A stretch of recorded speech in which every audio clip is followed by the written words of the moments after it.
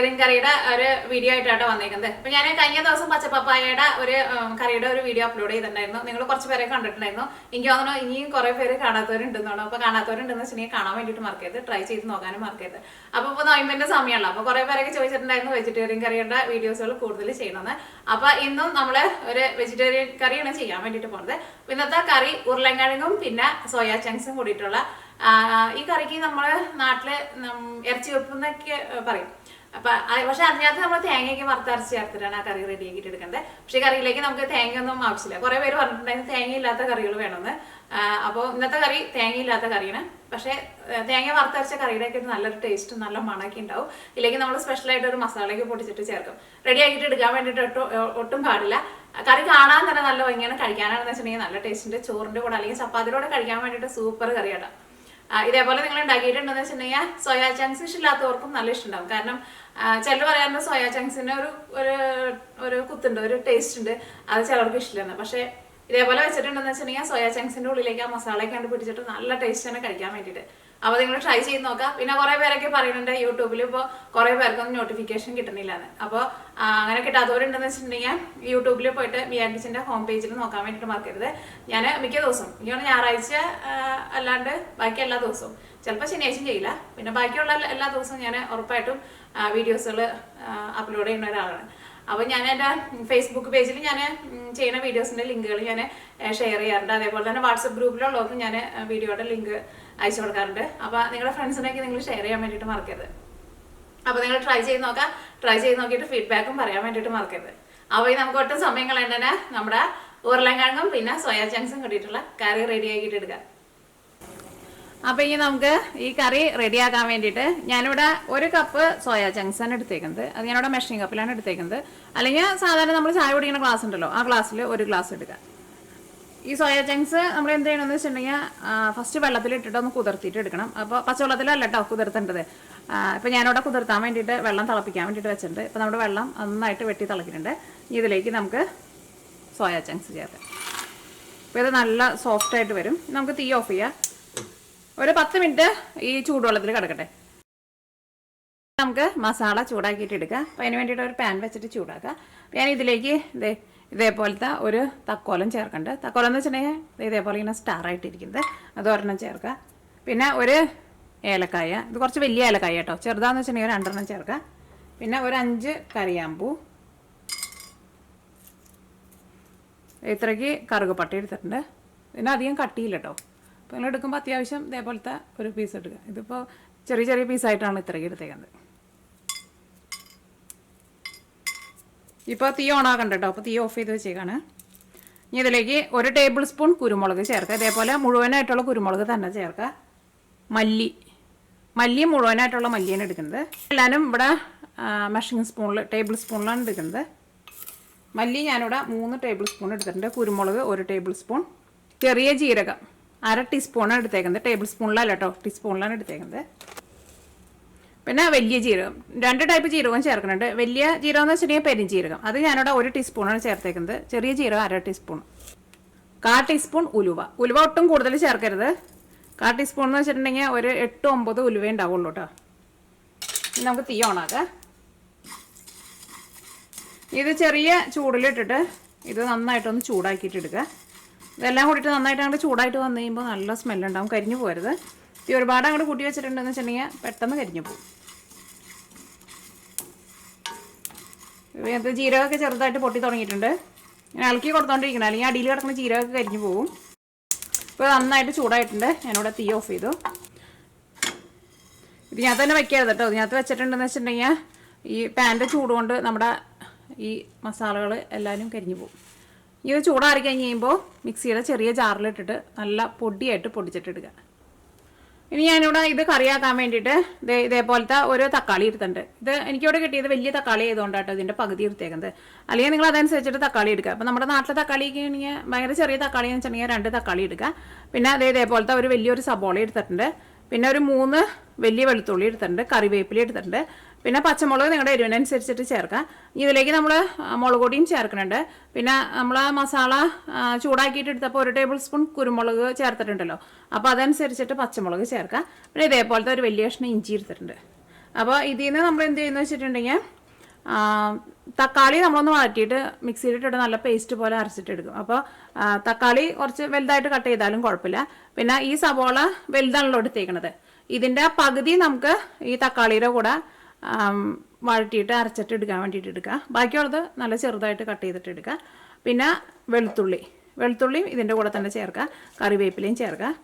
അപ്പോൾ ഈ ഇഞ്ചിയും പച്ചമുളകും ഈ സവോളയുടെ പകുതി നമ്മൾ സെപ്പറേറ്റ് കട്ട് ചെയ്തിട്ട് മാറ്റി വയ്ക്കണം. ഒരു 3 ഉരുളൻകിഴങ്ങ് എടുത്തിട്ടുണ്ട്. നോക്കി, ഇത്രയ്ക്ക് വലിപ്പമുള്ള ഉരുളൻകിഴങ്ങാണ് എടുത്തേക്കുന്നത്. ഇതിൻ്റെ തൊലി കളഞ്ഞിട്ട് ഇത് നല്ല ചെറുതായിട്ട്, ഒരുപാട് പൊടിയല്ല, കുറച്ച് ചെറിയ പീസായിട്ട് നമ്മൾ കട്ട് ചെയ്തിട്ട് എടുക്കണം.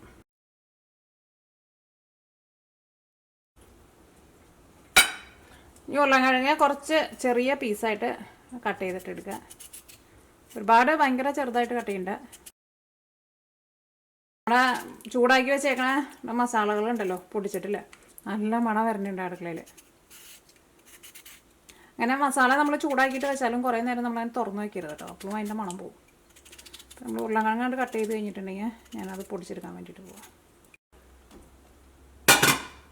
ഇനി നമ്മുടെ സോയ നമ്മളിവിടെ ചൂടുവെള്ളത്തിൽ ഇട്ട് വെച്ചിട്ടുണ്ടായിരുന്നില്ല, ഇതിപ്പോൾ നോക്കി നല്ല സോഫ്റ്റായിട്ട് വന്നിട്ടുണ്ട്. ഈ വെള്ളത്തിന് അത്യാവശ്യം നല്ല ചൂടുണ്ട്. ഞാൻ ഈ വെള്ളം കളഞ്ഞിട്ട് സാധാരണ ടാപ്പിലെ വെള്ളം ഒഴിക്കട്ടെ, എന്നിട്ട് ഇത് പിഴിഞ്ഞിട്ട് വെള്ളം നന്നായിട്ട് കളയണം. അപ്പോൾ ആ ചൂടുവെള്ളം മാറ്റിയിട്ട് ഞാനിവിടെ ടാപ്പിലെ വെള്ളം എടുത്തിട്ടുണ്ട്. ആ വെള്ളം മാറ്റിയപ്പോൾ ഞാൻ ഒന്നും കൂടി ഒന്ന് കഴുകിയിട്ട് എടുത്തിട്ടുണ്ടായിരുന്നു. ഇത് നന്നായിട്ട് ഇതേപോലെ പിഴിയണോട്ടെ, ഞാൻ തൊട്ടും വെള്ളം പാടില്ല, വെള്ളം ഫുള്ളായിട്ട് പോകണം. ഈ ചിലപ്പോൾ നിങ്ങൾ എടുക്കണ ഈ സോയ ചങ്ക്സ് ഉണ്ടല്ലോ, ചിലപ്പോൾ കുറച്ചും കൂടി ഭയങ്കര വലുതായിരിക്കും. അങ്ങനെ വലുതാണെന്ന് വെച്ചിട്ടുണ്ടെങ്കിൽ നിങ്ങൾ ഒരു 2 കട്ട് ചെയ്തിട്ട് ചേർത്തോട്ടോ. ഇതിപ്പോൾ അത്രയ്ക്ക് വലുതല്ല, അപ്പോൾ അതുകൊണ്ട് തന്നെ ഞാൻ കട്ട് ചെയ്യണില്ല. അപ്പോൾ ആ ചൂടുവെള്ളത്തിൽ നിന്ന് ഒന്ന് മാറ്റിയിട്ട് നമ്മൾ ആ ടാപ്പിൽ വെള്ളം ഒഴിക്കുമ്പോൾ ഒന്നും കൂടി ഒന്ന് കഴുകി എടുക്കുക. അത് കഴിഞ്ഞിട്ട് വെള്ളം പിഴിഞ്ഞോളാം മതി. അപ്പോൾ നമ്മുടെ ആ സോയ ചങ്ക്സും റെഡി ആയിട്ടുണ്ട്. ഇതും കൂടി നമുക്കൊന്നാണ്ട് കട്ട് ചെയ്തിട്ട് എടുക്കാം. ഏതാണ്ട് നമുക്ക് കുറച്ച് ഓയിൽ ഒഴിച്ചിട്ട് അത് വഴറ്റിയിട്ട് മിക്സിയിലിട്ടിട്ട് നല്ല പേസ്റ്റ് പോലെ അരച്ചിട്ടെടുക്കുക. അപ്പോൾ അതുകൊണ്ട് തന്നെ ഇതിങ്ങനെ കുറച്ചിങ്ങനെ വലിയ പീസായിട്ട് ജസ്റ്റ് ഇതിങ്ങനെ കട്ട് ചെയ്തിട്ട് അങ്ങനെ ചേർക്കാം.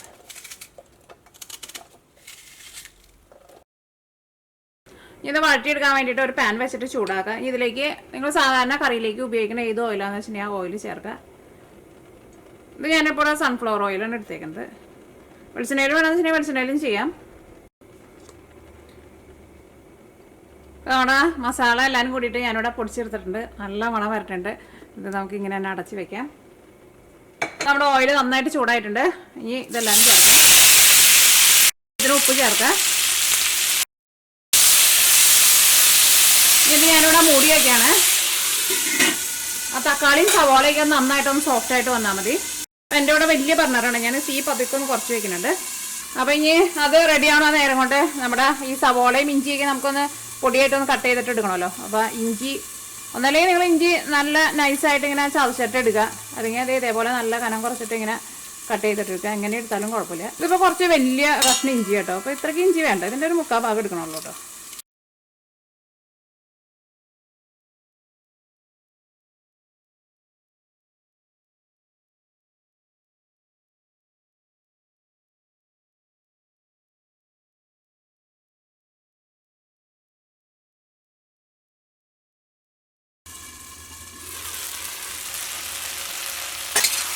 അപ്പോൾ ഇതെല്ലാം നന്നായിട്ട് വഴന്നു വന്നിട്ടുണ്ട്. ഇനി നമുക്ക് തീ ഓഫ് ചെയ്യാം. ഇനി ഇത് ചൂടാറി കഴിഞ്ഞ് കഴിയുമ്പോൾ മിക്സിയിൽ ഇട്ടിട്ട് നല്ല പേസ്റ്റ് പോലെ അരച്ചിട്ട് എടുക്കുക. ഇതിപ്പോൾ ഇത് മിക്സിയിൽ ഇട്ടിട്ട് നല്ല പേസ്റ്റ് പോലെ അരച്ചെടുത്തിട്ടുണ്ട്. ഇനി നമ്മൾ ഇത് വെച്ചിട്ട് കറി റെഡിയാക്കാൻ വേണ്ടിയിട്ട് പോകണം. അപ്പോൾ നമ്മുടെ ഈ പേസ്റ്റ് നമ്മൾ ഫസ്റ്റ് റെഡിയാക്കിയിട്ട് വെക്കണം. പിന്നെ നമ്മുടെ ഡ്രൈ റോസ്റ്റ് എടുത്തേക്കണ മസാല ഉണ്ടല്ലോ, അതും പൊടിച്ച് റെഡിയാക്കിയിട്ട് വയ്ക്കാം. അത് രണ്ടും റെഡിയാക്കിയിട്ട് വെച്ചിട്ടുണ്ടെന്ന് വെച്ചിട്ടുണ്ടെങ്കിൽ നമ്മുടെ കറി പിന്നെ റെഡിയാക്കിയിട്ട് എടുക്കാൻ വേണ്ടിയിട്ട് നല്ല എളുപ്പമാണ്. നമ്മൾ കറി റെഡിയാക്കാൻ വേണ്ടിയിട്ട് പോകണം. അതിന് വേണ്ടിയിട്ട് ഒരു പാൻ വെച്ചിട്ട് ചൂടാക്കുക. അതിലേക്ക് ആവശ്യത്തിന് ഓയിൽ ചേർക്കുക. ഞാനിവിടെ ഇത് വെളിച്ചെണ്ണ കേട്ടോ, ഇവിടെ തണുപ്പായതുകൊണ്ടാണ് വെളിച്ചെണ്ണ ഇങ്ങനെ ഐസും കട്ട പോലെ ഇരിക്കുന്നത്. വെളിച്ചെണ്ണ നന്നായിട്ട് ചൂടായിട്ടുണ്ട്. ഇനി ഇതിലേക്ക് നമ്മൾ കട്ട് ചെയ്ത് വെച്ചേക്കണ നമ്മുടെ സവോളയും പിന്നെ പച്ചമുളകും ഇഞ്ചി ഇത് ചേർക്കുക. അപ്പോൾ നമ്മൾ സവോളയ്ക്ക് നന്നായിട്ട് വഴന്നിട്ടുണ്ട്. ഇനി ഇതിലേക്ക് നമുക്ക് മസാലപ്പൊടികൾ ചേർക്കാം. മസാലപ്പൊടികളായിട്ട് നമുക്ക് മഞ്ഞൾപ്പൊടിയും പിന്നെ മുളക് പൊടിയാണ് ചേർക്കാനുള്ളത്. അപ്പോൾ ഞാൻ ഇവിടെ മഞ്ഞൾപ്പൊടി 1/2 ടേബിൾ സ്പൂണാണ് ചേർക്കുന്നത്. ഇനി മഞ്ഞൾപ്പൊടി ഞാൻ തീർന്നിട്ട് നന്നായിട്ട് മുരിയട്ടെ. ഇങ്ങനത്തെ കറികളൊക്കെ വയ്ക്കുമ്പോൾ അത്യാവശ്യം നന്നായിട്ട് ഓയിൽ വേണം കേട്ടോ, അപ്പോഴായിരിക്കും നമ്മുടെ കറിക്ക് നല്ല ടേസ്റ്റ് ഉണ്ടാവുക. നമുക്ക് വീട്ടിലേക്ക് ഉണ്ടാക്കുന്ന കറിയിൽ ഇച്ചിരി ഓയിലൊക്കെ നന്നായിട്ട് ഒഴിച്ചാലും കുഴപ്പമൊന്നുമില്ല. നമ്മൾ പുറത്തുനിന്ന് ഭക്ഷണങ്ങൾ വാങ്ങിച്ച് കഴിക്കാണ്ടിരുന്നാൽ മതി. അങ്ങനെ കേട്ടോ എനിക്ക് എപ്പോഴും തോന്നാറുള്ളൂ. കാരണം മഞ്ഞൾപ്പൊടി ഇതിനകത്ത് കിടന്നിട്ട് നന്നായിട്ട് മുരിഞ്ഞിട്ടുണ്ട്. ഇതിലേക്ക് നമുക്ക് മുളക് പൊടി ചേർക്കാം. അപ്പോൾ മുളക് പൊടി നിങ്ങളുടെ എരിവിനനുസരിച്ചിട്ട് ചേർക്കാം. കാരണം നമ്മൾ കുരുമുളക് നേരത്തെ കൂട്ടിയിട്ട് 1 ടേബിൾ സ്പൂൺ പൊടിച്ച് വെച്ചിട്ടുണ്ട്. പിന്നെ പച്ചമുളകും ചേർത്തിട്ടുണ്ട്. ഞാൻ ഇതിലേക്ക് ഒരു 3/4 ടേബിൾ സ്പൂൺ മുളക് പൊടിയാണ് ചേർക്കുന്നത്. എൻ്റെ മുളക് പൊടിക്ക് അധികം എരിവില്ല കേട്ടോ. അപ്പോൾ നിങ്ങൾ സ്ഥിരം ഉപയോഗിക്കുന്ന മുളക് പൊടിയാകുമ്പോൾ നിങ്ങൾക്ക് അറിയാമല്ലോ. അപ്പോൾ അതനുസരിച്ചിട്ട് മുളക് പൊടി ചേർത്താൽ മതി.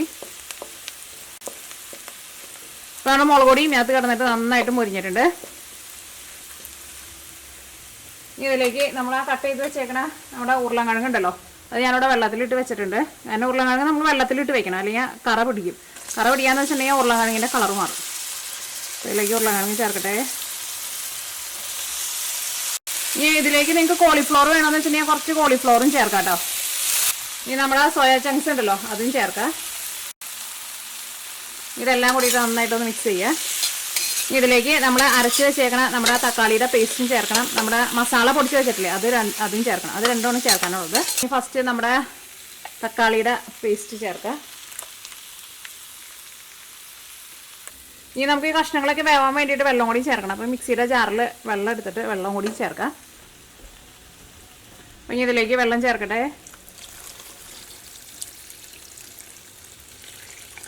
ഇത്രയ്ക്ക് വെള്ളമാണ് ചേർത്തേക്കുന്നത്. ഇതൊരു ഏകദേശം ഒരു 3 അല്ലെങ്കിൽ ഒരു 3.5 ഗ്ലാസ് വെള്ളം ഉണ്ടാവും. തീ നന്നായിട്ട് കൂട്ടി വയ്ക്കുക. ഇനി നമ്മുടെ കറിയിലേക്ക് ആവശ്യത്തിന് ഉപ്പ് ചേർക്കാം. നമ്മൾ ആ തക്കാളിയുടെ പേസ്റ്റൊക്കെ ഉണ്ടാക്കിയ ഉപ്പ് ചേർത്തിട്ടുണ്ടായിരുന്നു. അപ്പോൾ നിങ്ങൾ ടേസ്റ്റ് നോക്കിയിട്ട് അതനുസരിച്ചിട്ട് ഉപ്പ് ചേർത്താൽ മതി. ഇനി നമുക്ക് മൂടി വയ്ക്കാം. കറി നന്നായിട്ടൊന്ന് തിളച്ച് കഴിഞ്ഞ് കഴിയുമ്പോൾ നമ്മൾ ആ പൊടിച്ച് വെച്ചേക്കണ മസാല ഉണ്ടല്ലോ, ആ മസാല ചേർക്കാം. അപ്പം മൂടി വയ്ക്കട്ടെ. നമ്മൾ കറി ഒരു 5 മിനിറ്റ് മൂടി വെച്ചിട്ട് നന്നായിട്ട് തിളപ്പിച്ചിട്ടുണ്ടായിരുന്നു. ഞാനിവിടെ തീ നന്നായിട്ട് കൂട്ടി വെച്ചേക്കായിരുന്നു. ഞാൻ കറിയുടെ ടേസ്റ്റ് ഒന്ന് നോട്ടെ, ഉപ്പുണ്ടോ നോട്ടെ. ഉപ്പ് ഒരു പൊടിക്ക് കുറവുണ്ട്. ഇനി കറിയിലേക്ക് നമ്മൾ ആ പൊടിച്ച് വെച്ചേക്കണ നമ്മുടെ ഈ മസാല ഉണ്ടല്ലോ, ഈ മസാലയാണ് ചേർക്കാൻ വേണ്ടിയിട്ട് പോകുന്നത്. അപ്പോൾ നിങ്ങൾ മസാല ഫുള്ളായിട്ട് ചേർക്കണ്ട. ഫസ്റ്റ് നിങ്ങൾ ഇതിൻ്റെ ഒരു 3/4 ഭാഗം ചേർക്കുക. കാരണം നിങ്ങൾ എടുക്കണ അളവിൽ ചെറിയ വ്യത്യാസമൊക്കെ ഉണ്ടെന്ന് വെച്ചിട്ടുണ്ടെങ്കിൽ ചിലപ്പോൾ മസാല എങ്ങാനും കൂടുമല്ലോ. ഇപ്പോൾ ഞാൻ ഇതിനകത്തേക്ക് ഒരു 3/4 ഭാഗമാണ് ചേർത്തത്. അത് കഴിഞ്ഞിട്ട് നമുക്കൊന്ന് ടേസ്റ്റ് നോക്കി കഴിഞ്ഞിട്ട് നമുക്ക് വേണമെന്ന് വെച്ചിട്ടുണ്ടെങ്കിൽ അതനുസരിച്ചിട്ട് ചേർത്ത് കൊടുക്കുക. അപ്പോൾ നമ്മളിവിടെ തീ നന്നായിട്ട് കൂട്ടി വെച്ചിട്ട് 5 മിനിറ്റ് നമ്മുടെ ഇപ്പോൾ കറി നന്നായിട്ട് തിളപ്പിച്ചിട്ടുണ്ടായിരുന്നല്ലോ. അപ്പോൾ ഓൾറെഡി ആ കഷ്ണത്തിൻ്റെ ടേസ്റ്റൊക്കെ ഈ കറിയുടെ ചാറിലേക്ക് വന്നിട്ടുണ്ടാവും. അപ്പോൾ ഇനി മസാല ചേർത്ത് കഴിഞ്ഞിട്ട് നമുക്ക് അതിൻ്റെ ടേസ്റ്റ് അറിയാൻ വേണ്ടിയിട്ട് പറ്റും. അപ്പോൾ കറി ഇതേപോലെ ഒന്ന് ഒരു 5 മിനിറ്റ് തീ നന്നായിട്ട് കൂട്ടി വെച്ചിട്ട് തിളപ്പിച്ച് കഴിഞ്ഞിട്ട് മാത്രം നമ്മളാ പൊടിച്ച് വെച്ചേക്കണ മസാല ചേർത്താൽ മതി. ഞാൻ ടേസ്റ്റ് നോട്ടെ കേട്ടോ. അപ്പോൾ ഞാൻ ഇതിലേക്ക് ഈ പൊടിച്ച് വെച്ചേക്കണ മസാല ഫുള്ളായിട്ട് ചേർക്കുന്നുണ്ട്. ഞാൻ 3/4 ഭാഗം ചേർത്ത് കഴിഞ്ഞപ്പോൾ ടേസ്റ്റ് കുഴപ്പമില്ല. അപ്പോൾ നിങ്ങളങ്ങനെ ഫുള്ളായിട്ട് ഒരുമിച്ച് അങ്ങോട്ട് ചേർക്കണ്ട.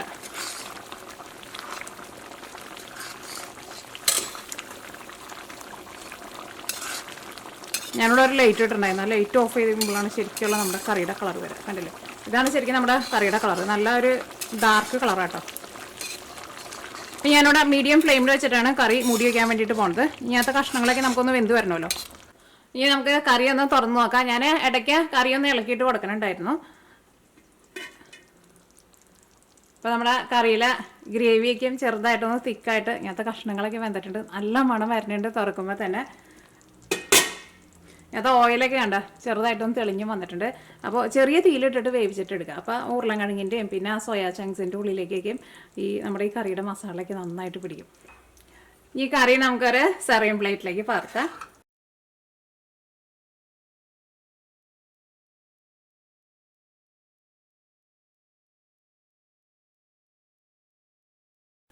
ഇനി കറിയുടെ ടേസ്റ്റ് ഒന്ന് നോക്കട്ടെ കേട്ടോ. അപ്പോൾ ഞാൻ ഫസ്റ്റ് നമ്മുടെ സോയാ ചങ്ക്സ് ഒന്ന് എടുത്ത് കഴിച്ചു നോട്ടെ. സോയാ ചങ്ക്സ് കിട്ടിയിട്ടുണ്ട്, കഴിച്ചോട്ടെ കേട്ടോ.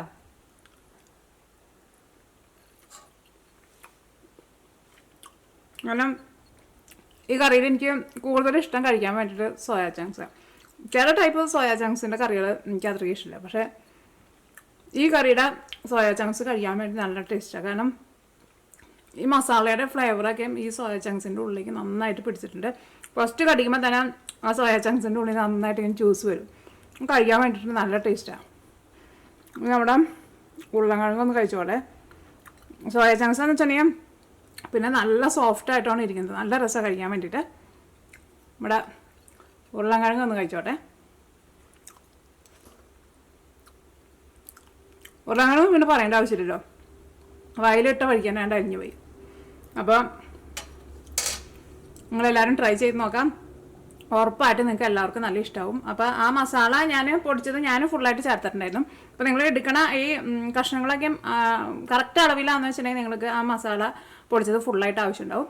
ടേസ്റ്റ് ഉണ്ട്. അപ്പോൾ നിങ്ങൾ ട്രൈ ചെയ്ത് നോക്കുക. ട്രൈ ചെയ്ത് നോക്കിയിട്ട് ഫീഡ്ബാക്ക് പറയാൻ വേണ്ടിയിട്ട് മറക്കരുത്. അപ്പോൾ ഈ നമുക്ക് നാളെ വേറൊരു പുതിയ റെസിപ്പി ആയിട്ട് വരാം. അപ്പോൾ നാളെ ഇടുന്ന വീഡിയോയുടെ അടിയിലായിരുന്നാലും നിങ്ങൾ ട്രൈ ചെയ്ത് നോക്കിയിട്ടുണ്ടെങ്കിൽ അതിൻ്റെ അടിയിലായിരുന്നാലും കമൻസ് ഇട്ടാൽ മതി. അപ്പോൾ ട്രൈ ചെയ്ത് നോക്കാൻ വേണ്ടിയിട്ട് മറക്കരുത് കേട്ടോ.